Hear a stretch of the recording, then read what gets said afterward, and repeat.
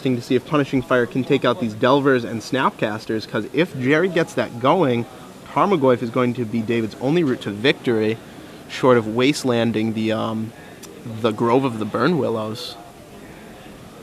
So there they are, Gerry on your right, David Thomas on your left, and Gerry starts off with a Scalding Tarn and ships the turn. Oh, and I lied to you. He's actually breaking that Scalding Tarn. Breaks the Scalding Tarn. So kind of a Canadian Thresh thing versus Gerry's 4-color counterbalance. Yep. And we'll see what he does with this basic island. Just passes as David Thomas casts a Ponder. So Ponder comes down for David Thomas. Looks like that's going to be uncontested by Gerry. Now in this match you're going to see Gerry playing fairly conservatively. He knows that this game will go long, these games will go long, so he's not going to be burning his counter spells on things like Ponder. He's going to save them for the important spells, or a key turn. So David Thomas, no green mana yet on the battlefield. Alright. Board Island, Mountain, Misty Rainforest for Gerry Thompson versus 2 Volcanic Islands for David Thomas. Yep, and it'll be really interesting to see how David Thomas plays his Wastelands, if he knows Gerry has Punishing Fires in his deck. Because if he doesn't, Gerry's going to gain a large advantage in Game 1 by having those Wastelands eat something like a Volcanic Island. Again, standard Winnabox number 4. And Dave does play one of those Wastelands before passing the turn. Volcanic Island now for Gerry, and Gerry goes for Counterbalance. We'll see what happens. You know, it's amazing how a blind counterbalance can just be effective sometimes. I mean, it kind of scares your opponent. You always have to worry, well, are they going to hit on their counterbalance? What's going to happen? You just get a couple free counters over the course of the game sometimes. Yeah, you definitely have to respect it, especially with Brainstorm as an auto 4-of in Gerry's deck. And David does decide to fight over it with a Force of Will. And forces pitching a Stifle, and Counterbalance heads to the graveyard. Gerry definitely not unhappy with that trade. Interesting to note is David Thomas did pitch a Stifle. He could have gone for some kind of an LB plan, stifling the Misty Rainforest, wastelanding the Volcanic Island. That's true. But he opts not to. And yeah, you see those 2 Grove of the Burnwillows in Gerry's hand. He would really like David to use that Wasteland before he lays one down. Yeah, once Punishing Fire gets active, it's going to be rough for David Thomas. He's going to be able to kill his Tarmogoyfs and Clicks really, or his Globmasters and Clicks. Yeah, the only... Sorry, Delver and Snapcaster Mage really easily. Right. I was looking at the wrong deck list there. I just knew something was off. The only way that David will really effectively be able to fight it is if he can waste every one of the Grove of the Burnwillows. The only way he'll really be able to do that is backed up by Life from the Loam or simply by just drawing more. Yeah, it's not easy to draw that many Loams either. Alright, so looks like David Thomas resolves a Ponder, picks up a Daze. Passes back to Gerry T. Draws a Tarmogoyf. So it'll be interesting to see what Gerry prioritizes here. Creatures or control. See how he plays it. One thing I love about Gerry's deck is if you look at his lands, he's got a full 24 lands. Grove of the Burnwillows has enabled him to play more lands in his deck because he knows that he's going to want to be able to activate Grove a lot of the time. So he has things to do with his mana. And I think in a format where players just lose the mana screw sometimes, Gerry has an edge to just be able to draw lands and then utilizing his mana consistently with those Grove of the Burnwillows and Punishing Fire. Definitely. Any deck with Sensei's Divining top 2, really, you're allowed to play more lands in those decks because the tops let you really control your draws. And there's a Tarmogoyf down for Gerry Thompson, giving David a life with the Grove. And David thinking about this one. He knows if that Tarmogoyf hits the battlefield, he'll have a definitive clock on him, especially with that enchantment in the graveyard. If it did hit play, Tarmogoyf would be a 4/5. It does, and David gets the nod from Gerry. Alright, and there is a Brainstorm.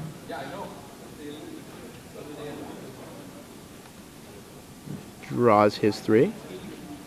Imagine we'll see him putting Daze back. Oh, not too effective at this point in the game.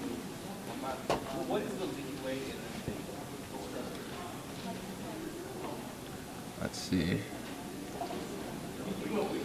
David putting 2 cards back. I think I saw he put a Tarmogoyf in there, but I wasn't quite sure. Interesting. He definitely has a Tarmogoyf in his hand, but I'm not sure if it went back on top of his library. He played that one pretty close to the chest, literally there. Drops a second Wasteland, so there's a Wasteland for those Groves. Wastes away Volcanic Island, though, instead of the Grove. Cutting Gerry off of his 3rd blue mana, I guess? Interesting. Not sure I agree with that. Gerry seems to be well set up with all his colors. Okay, so David just ends up wasting away both of Gerry's non-basic lands. Okay. What he doesn't know is Gerry has a 2nd Grove hiding in his hand. Right. When you see Grove of the Burn Willows, that's kind of a tell. You know what's coming next. You don't just play that for mana fixing and Legacy. No, you sure don't. And I'm not sure I like that play by David. I see no reason to really waste that Volcanic Island, especially with the days in your hand. Jace isn't really an issue, so I don't like that at all. But either way, Tarmogoyf crashes in. Looks like for 4 damage. No creatures in the graveyard yet. There's Scalding Tarn, down for David Thomas. And he'll have to deploy a Tarmogoyf at some point here just to preserve his life total. And there's Punishing Fire. That's the card right there. It's going to knock David down to 19, then rebuy it there. Yep. So with the Grove that he played, so basically for free, it just deals 1 damage. Doesn't seem like much, but over time it can really build up. Exactly. You know, if you consider you're just doing 1 extra damage every turn, then you can start killing creatures. It renders all of his Snapcasters and Delvers basically useless in their creature modes. There's a Snapcaster Mage. Gerry says, okay, that's fine. Rebuy a Brainstorm. Jerry's not too worried about that because that Snapcaster will die to that Punishing Fire if Gerry wants it to. Alright, picks up 3 cards with that Brainstorm. And another important thing to note is that if the Tarmogoyfs ever fight each other, that Punishing Fire will give Gerry the edge there. Right, yeah, Punishing Fire, also one of its trademark uses, is winning Tarmogoyf mirrors. Yep. We saw Brian Kilber do that well when he won his Pro Tour in Austin. And that was one of the defining things. In his Zoo deck, he could beat up on his opponent's Zoo decks with Punishing Fire. Yeah, definitely going bigger there.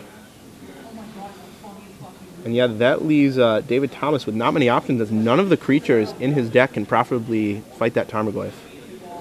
I think I see a Stifle, a Force in David's hand. I'm not quite sure what he's putting back there again. I thought I might have seen a glimpse of a Loam, but I'm not totally certain on that. It might have been something else, Tarmogoyf. Gerry draws another Volcanic Island. I think I see a Lightning Bolt there too in David's hand. Okay, yeah, that is a Lightning Bolt. That's one of the New Age Lightning Bolts. There's Tropical Island from Gerry. Taps 2, and Punishing Fire Snapcaster Mage. Bada bing, bada boom. There goes the Punishing Fire. Gerry says 5 damage this time thanks to the Snapcaster Mage in the bin, dropping David to what looks like 9 life. David does not crack that fetch, so he must have a card he wants on the top of his deck here. Noland Toku Oglu asks on Twitter, how many Groves is Gerry playing? Gerry's playing the full 4, not fooling around. He wants to punish some people with their fires. And he's definitely showcasing the power of that combo here. Yep. As that will give him the inevitability going long. Note that Gerry has 3 main deck for Punishing Fires, none in the sideboard though. David goes for a Tarmogoyf. Gerry opts to Spell Snare.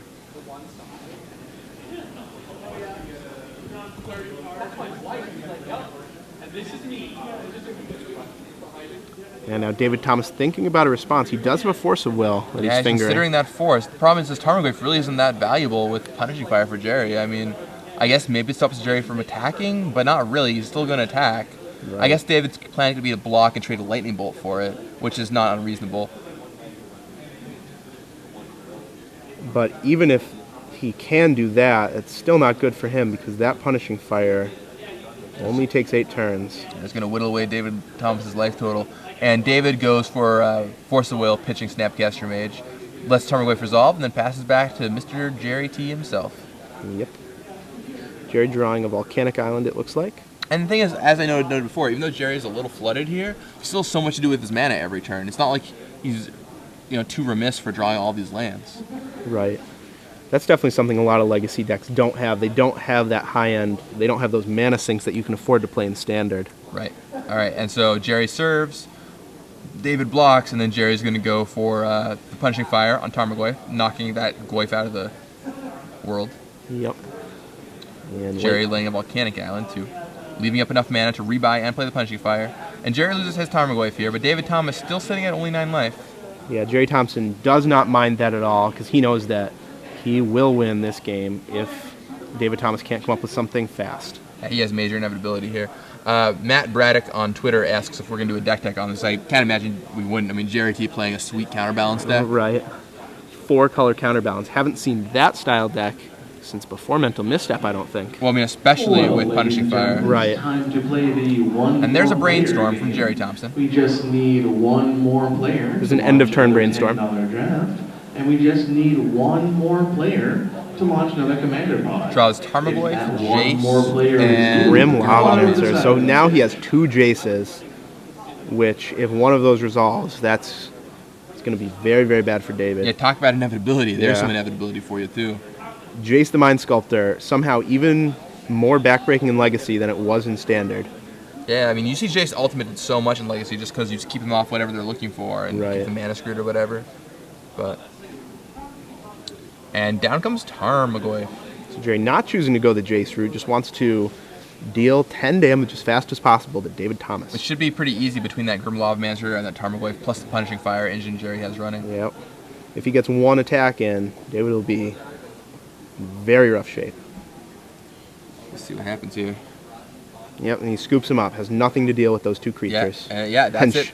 shows the David Jace. Thomas. Still had all of these. Yep. So now we get to look at these 2 sideboards. All right, let's see what we got going on. Gerry Thompson has his 4th Force of Will in the sideboard, only playing 3 in the main deck. That Once again, I said that earlier today when Edgar Forrest was doing the same thing. I said that was kind of the trademark when you have the SCG grinders. They Right. just eschew the 4th Force of Will. It's kind of an overrated card in some matchups. Yep, you definitely won't see it in this matchup. It's in the sideboard mostly for the combo decks. game is now over, and both of those events So rounding out the sideboard, he has 2 Croson Grip, 4 Pyroblast, 2 Thrun the Last Troll, 3 Nihil Spellbomb, 1 Lightning Bolt, and 2 Flusterstorm. If you're not familiar with Flusterstorm, it's a card from the Commander decks. It's 1 blue, instant, counter target instant or sorcery spell unless its controller pays 1 and it has Storm. So at the very least, it's a spell pierce for an instant or sorcery with the potential to be much more. So what Gerry might bring in here, definitely not the Croson Grips. Could be bringing in the Thrun the Last Troll, could be bringing in the Pyroblast. What do you think here? I think Gerry is likely to bring in... It depends on if he knows David's list, too, for example. Like, if he thinks David has access to Jace, once again, Pyroblast goes up a lot in stock. Right. Same with Vendilion Click. That card's very high impact, and Pyroblast is one of the only really profitable ways to interact with it. Right. Though Punishing Fire makes Vendilion Click less effective. Yeah, I mean, especially, like, does he know he doesn't have any clicks, right? Because David Thomas has no clicks in his deck. Right. But maybe Gerry thinks he might. Right. So there's... both Vendilion Click and Jace are almost mainstays of blue decks, but David Thomas not having either. Yeah, it's really interesting, I think, how Gerry has Nihil Spellbomb, too. Yeah. Does he have a way to make black mana? He does. He has 1 Underground Sea. Does he? So he's green. So he's just Rug Splash Underground Sea, right? Seems to be. Is Underground Sea only for Nihil Spellbomb? Yeah, it's only for Nihil Spellbomb. So Interesting. The 4 color is kind of a misnomer here. I think we'll see Gerry bring some of those Pyroblasts. Yeah, I think so too. Maybe 1 Thrun, something like that. Yeah, I think maybe a Thrun, potentially Lightning Bolt. Maybe. It really depends what build of Rug that Gerry puts David Thomas on. Yep. So anyways, looking at David Thomas's sideboard, he also has Croson Grips, 3 of those guys, 3 Spell Pierce, 2 Pyroblast, 1 Red Elemental Blast, 1 Sylvan Library, 3 Surgical Extraction, and 2 Submerge. So walk us through what David Thomas's sideboard plan is going to be here. Well, I think David will likely bring in Spell Pierces. Although it doesn't really do anything against Punishing Fire or Gerry's creatures, hitting cards like Jace is huge, hitting cards like Counterbalance is huge, Top is huge. Mana is kind of a limiting factor, although he might have noticed that Gerry has a lot of lands in his deck. And so that means the Spell Pierce can be played around by Gerry, which is very nice. I think Pyroblast comes in for sure, because he knows Jace is going to be around. Right. As long as probably the 1 Reb. Maybe Sylvan Library, potentially. I could see that coming in, kind of a card advantage engine against a slower creature deck. I definitely expect to see Sylvan Library here. And Submerge is a card that's okay, but I'm not sure if he's going to bring that in. Croson Grip, a card good against Counterbalance and Top, of course. And for sure. Although we didn't see that engine in action in that game, he does know he has it because of the early Counterbalance. Right, and it's a really scary threat for any other blue deck to see the Croson Grip. For those of you asking on Twitter, the 4th color is only for Nihil Spellbomb. There are no white cards in this deck and no black cards, only the draw a card on Nihil Spellbomb, supported by 1 Underground Sea. But yeah, I definitely expect to see Crows and Grip, Spell Pierces, Pyroblast, Red Elemental Blast. I expect to see David make a lot of sideboarding changes. Yeah, I mean, David can bring a lot in. I don't like that Stifle that much. I mean, once again, we saw David play earlier. I still don't like those Stifles. But here we go. Time for them to game. Turn 1, Tropical Island for David Thomas. Gerry plays Island Ship. And David Thomas' second land, and just passes the turn, content to build his mana base. Mana base is building.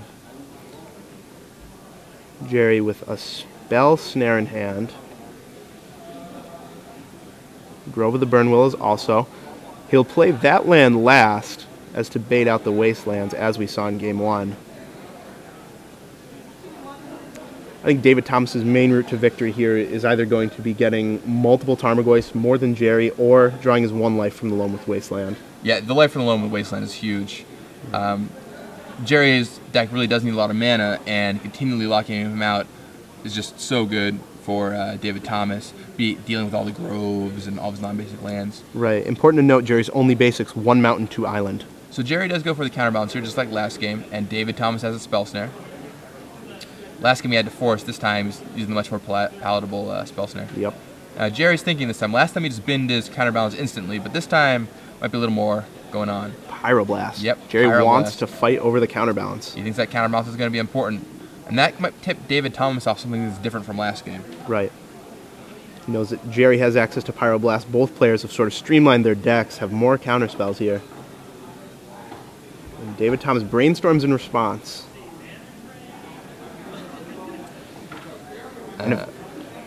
Jovi points out on Twitter that with Underground Sea, he can also pay for Dismember to make it cost 1 less. That is the other thing he can do. So that's a little more black influence there. Very true.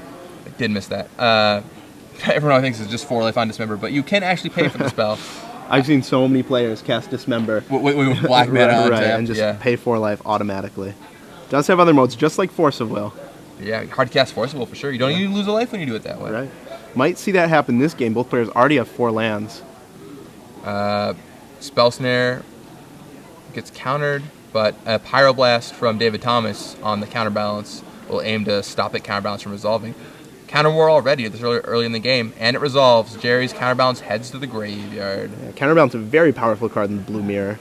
Even just like you said, random flips, and also, if he ever resolves the top, the game is virtually over. Yeah, now Gerry draws Jace there. That's huge for him. Yep, he's already drawn out 1 Pyroblast. He decides to play the waiting game, knowing he has the inevitability in this matchup with both the counterbalance lock and the Punishing Fire Grove of the Burnwillows combination.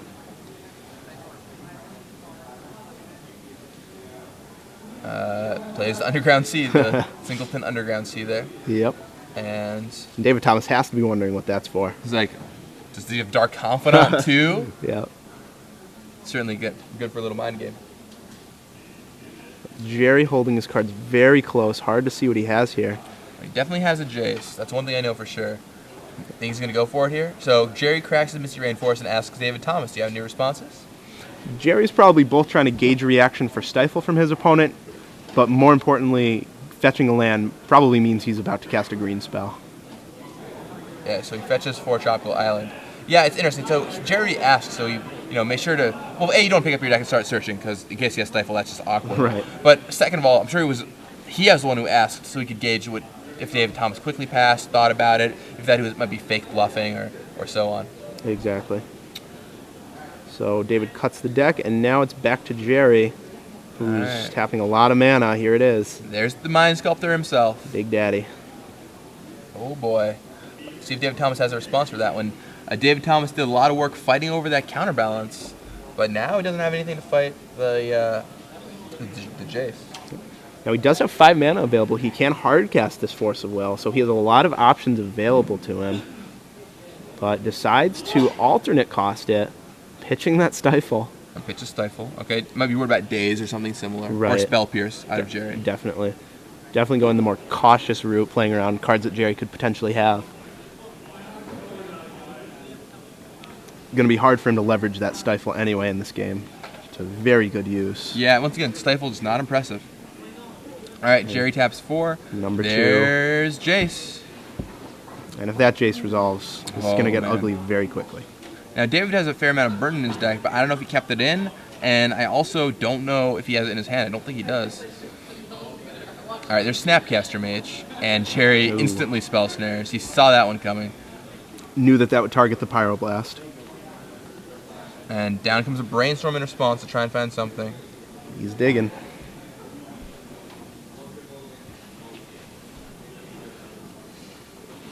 Can't quite see if he drew a counterspell.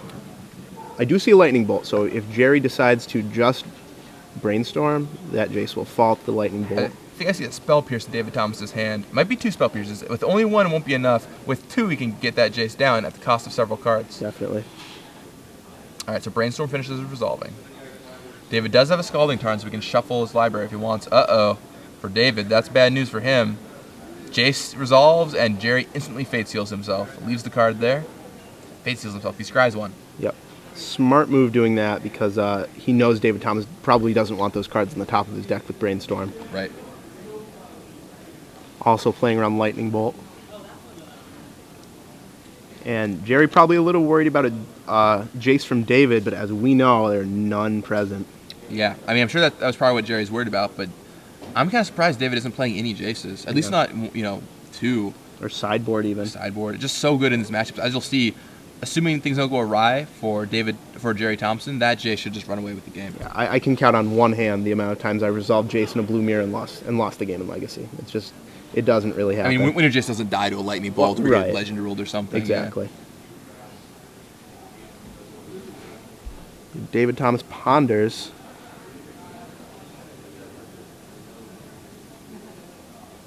And decides that these cards will be good enough. Tarmogoyf comes down onto the battlefield for David, or tries to anyway, and gets spell snared. Spell Pierce. Yep, attempting a Spell Pierce. Alright, and that resolves on Spell Snare. So Tarmogoyf down on the battlefield. So Gerry needs to find a way to deal with that Goyf so his Jace doesn't die. Right, that Goyf does have 5 power, I believe, too. Yep.